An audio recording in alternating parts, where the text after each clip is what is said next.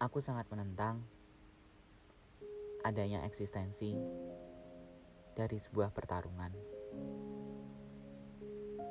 Tetes-tetes keringat dan tetes-tetes darah bagiku begitu berharga.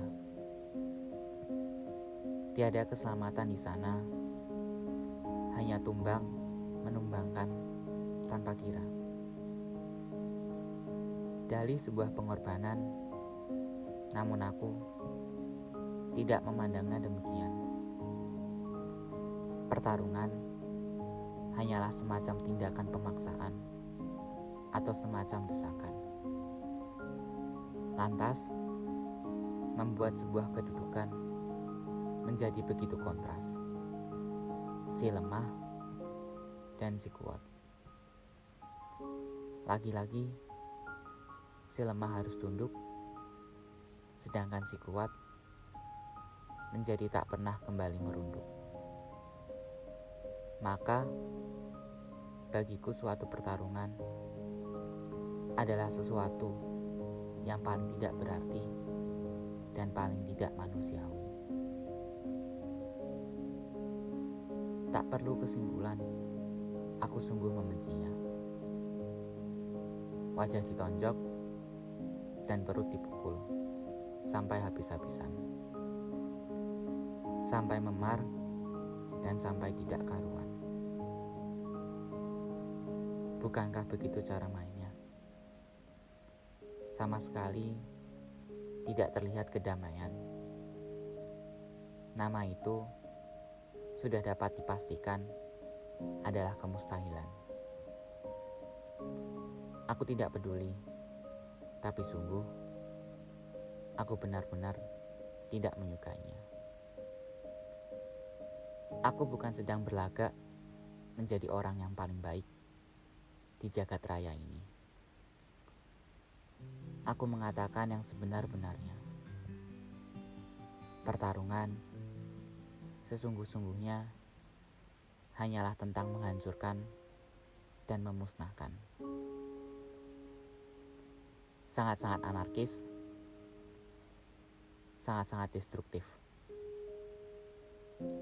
Hidup saja sudah begitu tidak beraturan, tapi justru beberapa jiwa semakin membuatnya tidak punya aturan. Benar-benar mengerikan. Sudah berapa kali aku katakan bahwa aku membencinya. Atau sebenarnya aku hanya sedang berusaha untuk mengabaikan keberadaannya. Sejatinya, selama ini akulah yang masih saja berkutat pada sebuah pertarungan. Bukan. Aku bukan seorang gladiator yang bertarung di Koloseum. Aku bukan juga seorang atlet tinju yang bertarung di ring tinju. Dan lagi-lagi aku jelaskan bahwa aku bukan juga seorang pegulat yang bertarung di tanah lapang. Aku hanyalah seorang kaum pemuja keteraturan dan kedamaian. Aku tidak pernah membenci seseorang, tapi selama ini aku dilingkupi oleh kebencian. Dan aku pun tidak pernah melukai siapapun, tapi selama ini aku merasa banyak luka-luka muncul dan semakin tidak terbantahkan. Percayalah, aku bukan termasuk ke dalam golongan orang-orang yang memuja kemunafikan. Aku sungguh sangat-sangat menginginkan keteraturan. Namun, aku harus terus mengharapkan harapan yang tiada habisnya. Maka, selama ini tiada selain aku yang mengatakan perkataan paling buruk kepada diriku sendiri. Ini adalah pertarungan tanpa memar dan bahkan tanpa setetes darah. Ini adalah pertarungan paling hening, paling sunyi, dan paling tenang. Akan tetapi, aku tidak pernah berbohong bahwa ini jauh lebih menyakitkan. Telah terjadi sebuah pertarungan paling hebat abad ini. Pertarungan antara aku dengan diriku sendiri. Tanpa sebuah arena, melainkan berada di bagian paling dalam dari sebuah jiwa. Tidak ada yang mengetahui selain aku dan diriku. Aku sendirian dan sendiri. Tidak ada sorak-sorai, tidak ada peduli, dan tidak ada nurani. Bukan dipukul maupun ditendang, melainkan aku diolok-olok habis-habisan. Aku pun padam, namun aku tidak segera menyala kembali. Aku dikuasai oleh diriku yang aku benci. Dia tidak pernah menyukaiku dan hal-hal baik. Pikiran dan perasaannya hanyalah tentang prasangka-prasangka menyesatkan. Aku pun tersesat, hingga hanya jalan-jalan buntu yang terus kutemukan. Maka,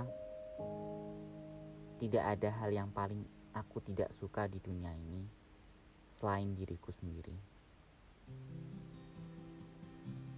Di antara kami, tidak pernah menemukan kesetaraan.